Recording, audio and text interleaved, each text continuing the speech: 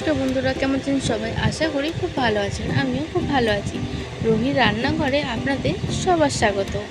আজকের তো রথযাত্রা, তাহলে চলুন রথযাত্রা স্পেশাল জিলিপিটা বানিয়ে ফেলা যাক। প্রথমেই পাত্রের মধ্যে দিয়ে দেবো হচ্ছে বড় চামচের 2 চামচ টক দই দিয়ে সামান্য একটু জল দিয়ে টক দইটাকে ভালো করে আমি একটু হালকা হাতে ফেটিয়ে নেব।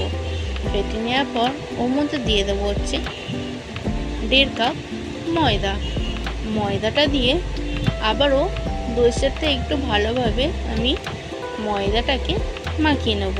দিয়ে সামান্য জল দিয়ে আমি ময়দাটা একটা ব্যাটার বানিয়ে নেব। ব্যাটারটা বেশি পাতলাও হবে না, আবার বেশি মোটাও হবে না, মানে ওই থক টাইপের একটু থাকবে।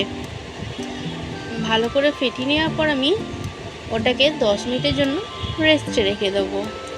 আর ময়দা যখন ফেটাবেন দেখে নেবেন যে ময়দার যাতে ডেলাটা না থাকে। ডেলাটা থাকলে হাত দিয়ে ভালো করে ওইগুলোকে একটু মাখিয়ে নেবেন, নয়তো কিন্তু জিলিপি ভাজার সময় ওই ডেলাটা এসে পড়লে কিন্তু ঠিকভাবে জিলিপিটা হবে না। এরপর আমি এদিকে একটা পাত্রে নিয়ে নেব হচ্ছে 2 বাটি চিনি আর 2 গ্লাস জল দিয়ে আমি চিনির শিরাটা হতে দেবো। আচ্ছা, আপনারা কারা কারা এই রথযাত্রার সময় মেলায় গেলে জিলিপি, পাঁপড়, খাজা, গজা, মালপোয়া খেতে পছন্দ করেন? আমায় কিন্তু কমেন্টে নিশ্চয়ই জানাবেন।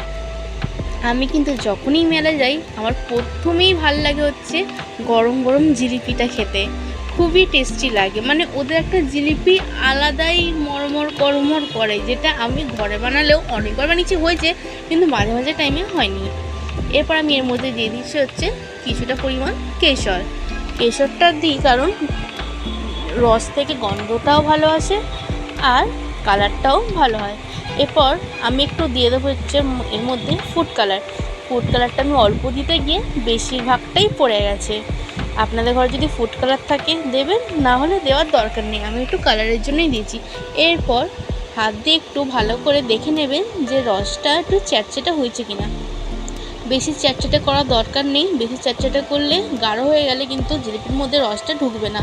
এরপর আমি দিয়ে দেবো হচ্ছে 1 চামচ ঘিটা দিলে বেশ টেস্টটা ভালোই আসে। এরপর এদিকে আমি 10 মিনিট রেস্টে রাখার পর ব্যাটারটাকে আবারও ফেটিয়ে নিয়েছি। এরপর আমি এদিকে প্যানের মধ্যে দিয়ে দেবো হচ্ছে সাদা তেলটা বেশি গরম করা যাবে না, হালকা গরম হওয়াতেই ব্যাটারটা আমাকে দিয়ে দিতে হবে তেলের মধ্যে। আমি কিন্তু এখানে 2.5 পেঁয়াজটা দিতে পারছি না, মানে আমার থেকে হচ্ছে না 2.5 পেঁয়াজটা দেওয়া, আপনারা একটু ভুলচুক মাফ করে দেবেন। এরপর আমি এদিকে ভালো করে ব্যাটারটা দিয়ে এপিট ওপিট করে লাল করে একটু হালকা করে ভেজে নেব।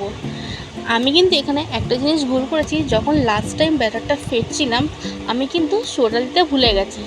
সোডা না দেওয়ার কারণে কিন্তু আমার জিলিপিগুলো ফুলছিল না, ওই জন্য আমার জিলিপিগুলো চ্যাপ্টা হয়ে গেছে। কিন্তু খাওয়ার দিক থেকে মানে কোনো কিছু নেই, মানে এতটা টেস্টি হয়েছে খেতে, মানে কড়মড়ও হয়েছে যেমন আর টেস্টিও হয়েছে তেমন। এরপরে আমি এপিট ওপিট করে লাল করে হচ্ছে রসের মধ্যে ডুবিয়ে দেবো। জিলিপিটা কেমন হয়েছে কমেন্টে কিন্তু নিশ্চয়ই জানাবেন। আর ভিডিওটা ভালো লাগলে like, comment, share and subscribe করতে কিন্তু ভুলবেন না। একবার বাড়িতে বানিয়ে দেখুন, টেস্ট তো মানে মুখে লেগে থাকার মতন, আর সবারই পছন্দ হবে। আজকের জন্য তাহলে টাটা।